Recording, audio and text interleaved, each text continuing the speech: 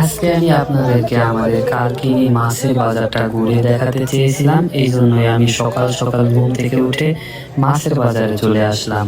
এখানে কিন্তু প্রতিদিন ভোরেই দেশি বিদেশি অনেক ধরনের মাছ পাওয়া যায়। আমাদের মাদারীপুর জেলার কালকিনি উপজেলায় কিন্তু মাছের দাম অনেকটাই বেশি। তো আপনি কোন জেলা কোন উপজেলা থেকে ভিডিওটি দেখতেছেন কমেন্টে বলে দেন।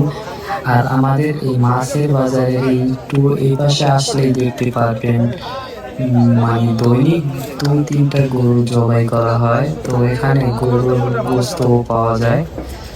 এই যে একটু পরে দেখতে পারবেন মাছের বাজারে একটু পাশে দৈনিক 2-3-4টা এরকম গরু জবাই করা হয়। তো এখানে গরুর গোস্তর কেজি হয়তো বা 750 টাকা করে।